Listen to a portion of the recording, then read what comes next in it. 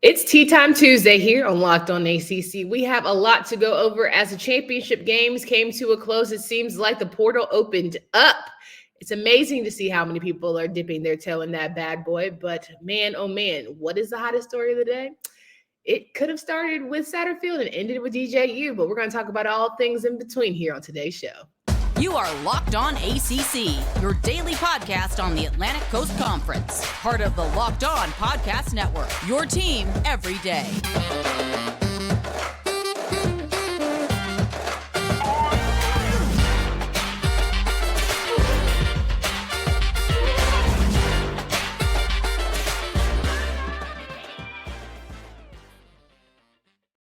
What's going on, everybody? Welcome to today's edition of Locked On ACC. I'm your host, Candace Cooper, joined by Kenton Gibbs here of Locked On Wolfpack. Thanks so much for joining us each and every day. Omaha Steaks is a gift from the heart, a gift that will be remembered with every unforgettable bite. With complete confidence today, knowing you're ordering the very best. Visit omahasteaks.com using promo code Locked On at checkout to get an extra $30 off your order. So we're rocking and rolling here, and we are talking through some pretty exciting news, I would say. It's been what a time for the ACC. Start your morning with a little coaching tea. You end your day with a little player news. It's all in between madness, but that's what makes it so fun. I wish we were talking about, college football playoffs and, big implications, all the things, but no, we just get the drama. So let's kick it off. You wake up this morning, you check your Twitter feed, Kedon Gibbs, and you say to yourself, oh, just a typical another day here in the college football landscape. Of course, some people are going to transfer, blah, blah, blah, blah. But our favorite coach, the Fighting Satterfield himself, decided he was done in Louisville. He did not get that contract extension and said, I'm going to get out while the getting is good. What was your immediate reaction when you heard this news this morning? So let me tell you this. My phone has been blowing up all day because as soon as the season was over, or not even when the season was over officially, I was putting feelers out all the past couple weeks to see what was going on, who was leaving, who was going where. And the Satterfield news was one that Did you have it on your bingo card? Listen, I'm going to tell you this. Okay. It was very, very quiet that it happened. His camp kept that tight. They kept that tight to the, because I'll tell you what, the Tim Beck news, I knew about that one. It's fairly early. I heard about hey, we pursue other options, keep your options open thing with Beck before. But Satterfield caught a lot of people by surprise, including the players who were upset that they got a FaceTime about the fact that he was leaving. I mean, boy, it's the worst part of all of this is having to learn for these young guys at very young ages the nature of the beast, which is college football, which is the nature of business and athletics, and just how cold-blooded it can be and how cold-hearted. Like, as much as you want to pretend like, oh, it's just a business, those guys will be fine. I mean, we know what being athletes like. You know what building a family and a team is like. Absolutely, as you have some rapport with your coach, and you would hope that you would get beyond just a text or a FaceTime or a quick little, hey, what's up, I'm out, bye sort of feel. That's just my 2 cents. And I hate this for the players, but like 9 times out of 10, I can tell you because I've seen it, personal experience, been in the locker room, seen it happen. For me, there were moments where some of my old teammates would text me about the colleges they were at, because, Cass Tech puts out a ton of players in the different colleges, different Power 5 colleges all around America. And they would text me about some of the things that were going on in their locker room. And, I would see some of the things that were happening in my locker room. And I knew, I became aware quickly, like, oh, they said we were family on the visit. This is not, and even before my visit, or even before I committed to or signed with NC State, there was another college, and I'm not going to say the college's name, but they're an ACC school. There was another college that told me I had a talk with their coach that was recruiting me, and he said, promise me you won't commit anywhere until you take your official visit here. I said, you got my word as a man, if I got your word as a man, that y'all not taking nobody else till I get there. He said, I got you. And then literally 2 weeks before my official visit, I got a text from him, hey, we took somebody else, and, we just don't have room.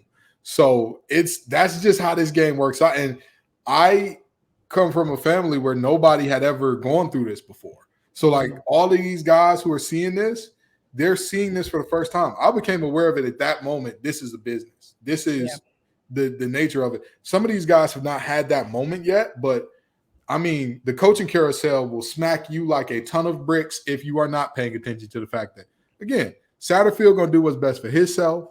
Tim Beck going to do what's best for himself. Deion Sanders going to do what's best for himself. All of the coaches are going to do what's best for themselves in this game. 100%. And what is the icing on the cake for this Louisville moment, beyond just the players getting those texts? It's the fact that the Fenway Bowl is happening in literally 2 weeks on December 17th. And what do you know? Satterfield, who is going to be the new head coach of Cincinnati Bearcats, happens to be playing Louisville in the Fenway Bowl on December 17th. So not only do you have to see your coach at his new team, but with maybe some of the players that he's taken along for the ride. Maybe you're seeing some of your homies across the way. Maybe you're seeing some of your coaches across the way. That's crazy. There's not just players on the roster who are making that trip. That vaunted recruiting class that everybody kept talking about, Louisville fans said that they would not be held hostage by a recruiting class. Congratulations. You have never been more right in your life. I remember I used to work at Sherwin-Williams delivering paint. I used to wake up every morning at like 5:36 a.m. to go deliver paint for Sherwin-Williams. And I was late a couple times, and my manager on the day that I was planning on quitting because I got full-time hours somewhere else, he said, I'm not going to talk to you about being late again. And I thought, boy, you ain't never been more right in your life. You are clairvoyant. Those fans who said they wouldn't be held hostage by a recruiting class, congratulations. You were not. Now, that's from multiple angles, and I hate it for you. Yeah, I feel bad for the admissions people, compliance people, all the people that have to deal with the admin of people making these decisions, and like you have to enroll. Now you're unenrolled, early enrollees. It's just so much drama, all of the drama. But more than that, Louisville fighting Satterfield. We've been holding y'all down all season. We felt like Satterfield was fighting for his job, which for all intents and purposes, the man kept his job this season. Now, he didn't get that extension because, he hanging by his thread. But if we do back history on Satterfield, my boy been having his toe one in and out the other. Like, it ain't like he been all in Louisville all the time. So I think it's fair to say, Louisville, it's time to get your lick back. December 17th, that one's personal. That one is personal. If I've ever been rooting for an ACC team, I'm rooting for that one. Oh, I'll tell you what. To me, if I'm Vegas, if I'm a bettor and I'm looking at that game, whatever line they give you for Louisville, take it. Headhunters, bro. They gonna be some head hunters. Listen, and Cincinnati, I think in terms of talent, I think that them and Cincinnati are fairly they're like neck and neck, but it's just such a different vibe from like, oh yeah, Luke Fickell left to go to Wisconsin, and it makes sense. It's a move up, and all the things. Your coach left to go to a team that is technically a part of Group of Five right now. Yes, we know that they're going to the Big 12. So nobody hopping this. Actually, they're going to. We don't care. Your coach left you for a team that is perceived as being slightly below you in terms of conference. Man, I'll tell you what. I'm going to tell you. The word on the street is that he's not going to be the last coach that's going to be some movement in the ACC. I cannot tell you who. But as a head coach? Yes, he may not be the last head coach. And I cannot tell you who right now because there's some other things that's going to come out. But it is very possible he's not the last head coach on the move. Well, that's one. Keep it right on the bone here, Kenton. Okay, with the spicy tea time Tuesday, let's get it. All right, everybody, listen. If you have not yet, you are absolutely need to get excited for the holiday season. However you celebrate, we have a special gift that would be an excellent decision that is perfectly aged, tender, and delicious, and that is Omaha Steaks. The steak experts at Omaha Steaks have put together special curated gift packages to help take the guesswork out of gifting and make you a holiday hero. Go to omahasteaks.com and take advantage of the 50% off site-wide plus using promo code locked on at checkout to get $30 off your order. So that's dang near free, period. Send an assortment of mouth-watering favorites from filet mignon to air-chilled boneless chicken to ultra-juicy burgers, whatever you desire, they got it there for you. Please visit omahasteaks.com and use promo code Locked On at checkout for the extra $30 off your order for the 50% off site-wide deals going on right now. Minimum order may be required. I don't know about you, but I ain't never had, a bad time with a good steak. So I strongly encourage you guys to hit that up. Now we are continuing on with Tea Time Tuesday. Kenton Gibbs here of Locked On Wolfpack Podcast. Follow him anywhere you listen to pods. Let's get into the players, okay? Mm-hmm. We have some coaches here. We might have some coaches later, but the players start out with UNC after championship game. You've had at least 6 guys, most notably Tony Grimes and Cam Kelly, deciding that they were going to take their talents elsewhere. Cam Kelly, more so on the fence. He's deciding whether or not he's weighing out his options, still plans to play the Holiday Bowl in Oregon, but Tony is certainly out. And to me, there's a lot of defensive guys out of this bad boy. And if that isn't telling to you, ladies and gentlemen, I don't know what else to say. The fact that all those guys are leaving, and particularly defensive backs, it's Grimes and who else? The safety that hurt his hamstring is out leaving too, right? Who is that? The one that hurt his hamstring. Kelly? Yeah, he's leaving too, right? He's weighing his options. If you were listening the first 2 minutes of my intro. I'm sorry. I forgot. I'm sorry, but from what I heard, he's packing the mail is gone. But I digress. Anywho, I'm gonna tell you this though. It is good news for Carolina fans that he's playing in a bowl game, because that's contradictory to a lot of reports that were coming out. And I think that it sounds good to say in your little goodbye letter, but I don't think he ends up playing for real. Well, we'll see. I mean, I don't see the point of doing that if you have no intention of coming back. My personal opinion. I'll tell you this: if he plays, it will be their chances of him coming back just went through the roof. If he does not, yeah, go ahead and say goodbye to the man. Go ahead and I don't First of all, I'm not a huge fan of the long letters, but also don't leave me in the last sentence by saying I'm still figuring it out. Miss me with it.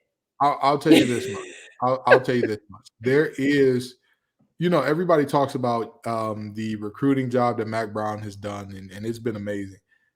There's nothing short of that. However, it's like them and NC State really are yin and yang, because NC State never has great recruiting classes. And yet when you look at those players 3 to 4 or 5 years later, it's like, wait a minute, Bam Knight did what? Wait a minute, Bradley Chubb has turned into what? And meanwhile, on the other hand, Storm Duck had one of the better freshman seasons I've ever seen from a corner, especially considering, didn't he leave high school early to come to college? I think you're talking about Tony. Oh, I'm sorry. Tony had one of the better whichever one left high school early to come in, had one of the better freshman seasons that I've ever seen out of a corner in a Power 5 division. And I'm just like, what happened?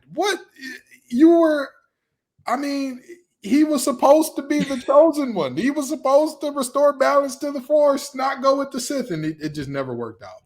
I think that if this is not telling of the coaching situation in North Carolina, I don't know what else to tell you. I'm gonna leave it right now. Just say that, Candace. If you I ain't say that. I ain't naming not a name. I didn't say not a name. I ain't say not one. He's a Lion legend. That's my guy. But the proof is in the pudding. Okay. I'm mad at every single one of them. We could start from Gene on down. So I'm not naming names. I'm just saying they need to figure it out. Because ain't no way you gonna get up on this stage and tell me I did not prepare for a play. I'm good. You ain't gotta say nothing else. That's abhorrent. That is my SAT prep word of the day. That's abhorrent. Well, that you did not prepare. Well, let me throw in a SAT word as well. When you juxtapose that against the health of the quarterbacks all season, juxtapose. When you really present that right next to the health of these ACC quarterbacks all season, it's flatly astounding that they didn't. It really is surprising that, again, all the quarterbacks that we saw get hurt, and on top of all the quarterbacks that we saw get hurt, we've seen DJ get benched in multiple games. This was not something that was just I'm not rehashing this because you know what? I'm not rehashing because it's gonna piss me off again. All I know is the great ones do the extra work. They go above and beyond. They see things that might not see it coming type of vibes. If you're just doing the bare minimum and you're just getting by and you calling that success, cool. I will temper my expectations of y'all. And honestly, every time AJ Black gets on this show and tells me that I need to go a little harder for no. JJ said I need to have more faith in Carolina. No. Don't ask me to do it no more. Don't ask me. Not nary a time. Get somebody else to do it. Not I. You will not see next year top 5 finish. Okay. NC State, on the other hand, has spiced a little bit of tea. Rumor has it. We already talked about Tim Beck going to Coastal Carolina. Thank God. Okay. Finally, if y'all will ever watch the episode of Kenton and his anger towards Tim Beck, cool.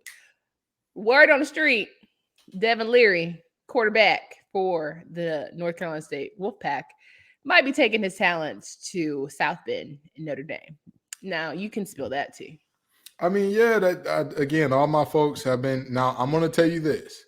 I have heard that Notre Dame is the front runner. It's the favorite. Mm-hmm. But I have not heard that it's already a done deal, decision decided. But I have heard that the chances for other colleges are slim to none, and Slim got a pinky toe left in the door. So, but he's definitely out of NC State.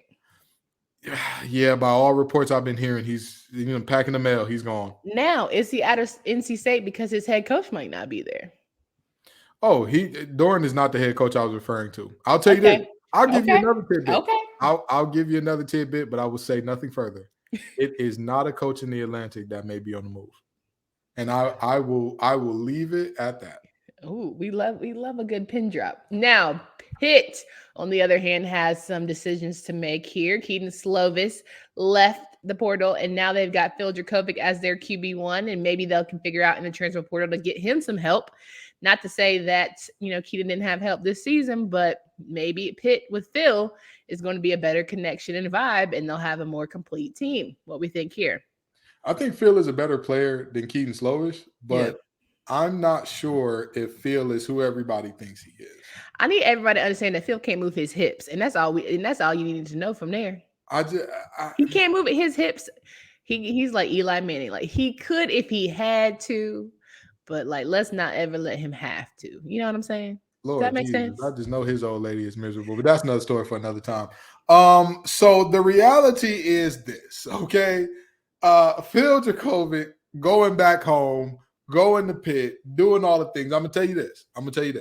Mm-hmm. This, to me, again, I think he's better than Slovis, and with that offense, I mean, they got a shot. Offensive line, he has protection. That's half the battle. Yeah. And not only the offensive line, the running back. He hadn't played with a back as good as a Bandicoot. He just hasn't. Now, will Izzy stay? I'm gonna tell you this. Now listen, y'all, for all the fans saying Wendy can't get all these sources, I'll tell you this. I have nobody at Pitt who is close to the situation, so I'm not going to speculate about Izzy. I hope that if I was Izzy, I would say who writing the fattest check. To be honest, Pitt, cool, but I don't know how. And I'm gonna tell you, and I'm gonna tell you, you know what Pitt is probably gonna tell him? Look at what happened to Addison. Look at him. I mean, he's doing all right in honestly, I was just about to say, but if Izzy pick up that phone to call him, he probably gonna say, yeah, I got $3 million and we almost made the playoff. I think I made the right choice. I think I made the right choice, period. All right. Not only that, Clemson we had DJ, we talked about it yesterday, but just confirming DJ is going to enter the transfer portal. And even the fans, though, were saying that he needed to stick beside it and just be a good backup, which I say to that, is y'all crazy? And this Mr. Dr. Pepper himself, he is not finna stay and be nobody's backup. Big Cinco is gone, Cinco. Adios, Cinco. I don't know why we're surprised by this. This is 2022. Quarterbacks are not sticking around after getting benched. Where's your loyalty? What do you mean? Where's the? I'm gonna tell you this, okay? And I got into it with Mike Parsons about this on Twitter, and I'm gonna say this again, and I don't care who gets mad at me this time, just like I don't care who got mad at me then. Mm-hmm. All of these other positions, I can understand them having loyalty a little bit more. Because a great college corner, if you're really, really good, you can play multiple positions. You know what I mean? With the offenses the way they are now, you're going to have a boundary corner, a field corner, a slot. You're going to have a safety or 2 or 3, depending on your system. You got 3 safeties. a great linebacker. You can rush off the edge. You can be a Mike. You can be a Sam. You can be a Will. You can do multiple things. A great defensive lineman. You can shift around. There's only one quarterback on the field. You cannot. You can find a way to put three. You can find a way to put three great corners on the field at the same time. You can find a way to put three great linebackers on the field at the same time. You can find a way to put five great offensive tackles on the field at the same time. You can find a way. You cannot find a way to put multiple really good quarterbacks on the field. Now, here's the problem. Here's the reality. There are not a bunch of good quarterbacks running around in college football, but there are a bunch of guys who think they're really good quarterbacks running around college football. So 100%, 100% agreed there. Yes, good points. Points were made. We're going to finish up and land this plane here, but just a second. Can we pause for a moment? Okay, that we're paused. Good, because you got to try this. I'm talking about Built Bar's new reimagined flavors, cookie dough topper, coconut brownie bar, and coconut brownie topper. White chocolate peppermint granola. It's Built's take on the granola bar, so it's more filling and it's still insanely tasty. And candy cane brownie puff. Built Puffs are like biting into the universe's most delicious cloud. First off, for anyone who hasn't tried Built Bars before, they're literally the best tasting protein bars ever built. They're revolutionizing nutrition. As we know, it's 100% real chocolate, 17 grams of protein, and shockingly low sugar and calories, 130 at that. Just sink your teeth into the first bite, and it'll change your life forever. And the magical, wonderful time afterwards, you have to get in on the action. You're probably wondering which new flavors are my favorite. An unanswerable question, to say the least. They're all unbelievable, and they're all different. So you can order a mix box and try all 5 flavors for yourself. Built, you got to try this. Get 15% off your order right now by using promo code LOCKEDON15 at Built.com. We're rocking and rolling with Kenton Gibbs of Locked On Wolfpack, and we're landing this plane here talking about all of the tea time for Tuesday. And it's just amazing to me how, I think it was over 600 players in the portal. And all I say that to say, like, I was not raised in a time of everyone just leaving. I was raised in a time where you left, you had to sit out a year, you sacrificed conference, and it got real dicey. Now it's just a numbers game of like, who can pay me the best, or great, if I don't like the coach, I'm out of here. Everybody can't go everywhere. Everybody's not going to a great program. Everybody's leaving, and sometimes you need to stay where you're at. But I always advise, do what you feel like is best for you. Pray on it, but don't have too many yes men in your corner, because it just feels like it can get real dicey real quick. I mean, listen, at the end of the day, when you talk about the players who are in the portal and all that, again, I don't see that many of these guys having huge, big contributions elsewhere. But even the guys who, potentially could, I still don't understand it. A lot of these guys, I'm just like. Especially in the ACC for me, because I'm sitting here saying this conference already was on, like, we're figuring it out. We're going to groove. It wasn't the best time we've ever seen in the conference. It wasn't the worst time, but, we're vibing. Why not go and try and grow somewhere versus running maybe to the SEC or the Big Ten and assuming that grass is greener? It's a strong assumption. Your guess is as good as mine. It's, again, a lot of these folks, they're gonna figure out very quickly, if you're not a high level guy, you're gonna struggle to find time elsewhere, because nobody talks about where do you find the home if nobody asks you to come in the door? Where do you go? And now you can't come back, so that get real awkward. So but again, I'm all for freedom of player movement, but I also think that the transfer portal has gotten a little ridiculous with players playing on their third and fourth teams and all that. I think that they should. I believe, and this is my personal belief, that players should have one free transfer, and then after that, if your head coach, position coach, or coordinator leaves, you should get a waiver. And other than that, you got to sit out a year after that first one, because, like, again, I understand having free player movement, but also this is just like a lot. And again, I want them, just as the coaches have free movement. If a coach leaves, yes, you can leave with them. You could go wherever. Oh, you left to go to Colorado? Great. I want to leave and go to Michigan. I want to leave and go to Arizona. I want to leave and go, wherever. But I think that, some of these folks don't have good people in their corner advising them. And, some of these folks is just like, at the end of the day, you're faced with a choice, right? Mm-hmm. You can be a player who works really hard, tries really hard, but just can't cut the mustard, but get a degree from one of the most prestigious universities in America, or, you know, you can go ahead and say, well, I'm going to transfer to the middle of nowhere state university for the opportunity to potentially play and potentially do great things at a school that ain't pissed a drop in years. Like, what are we And doing? you also, like, you got to think about it when you have to self-advocate. If you don't have an agent, if you don't have people who are, you know, sending your tape elsewhere, it's almost like literally starting over if you're not one of the main things, if you're not a hot commodity, if your phone isn't blowing off, you know, the rails, if you don't have a coach that you know well going to, you know, at another school that can help you out. And like you said, people sell tickets all the time. Oh, yeah, we got a spot for you. And then magically the spot just runs out and all the things. Tread lightly, say all that to say. Be smart about it. At the end of the day, y'all all ain't going to the league. And that's okay. Y'all going to get great degrees. Y'all going to be well-to-do men when this is all said and done. And you're going to have great careers beyond. Be smart. And sometimes it's okay to go through adversity. I think some of y'all just don't want it to ever be hard. And that's just not the reality of the situation. It's just not.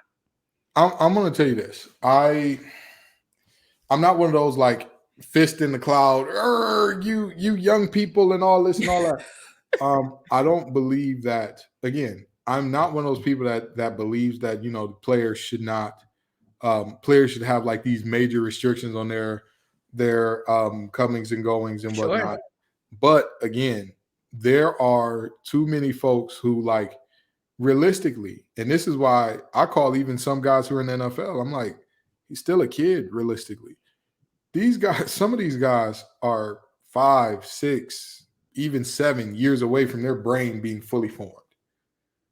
And if you don't have guidance and counsel, if you don't have good people in your corner who are completely objective, who have no dog in the, who, you know, are going to tell you what you need to hear, not what you want to hear, right? Not a Houdini Brown in your ear telling you, you the greatest, champ. You could do it. You could knock out anyone. You could lock up anybody in the country.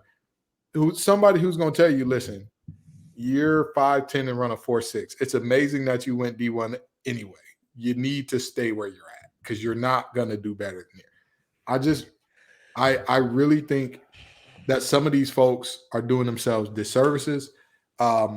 Again, there's 400 guys in the portal. Are there 400 starting spots that are going to be available next year? No.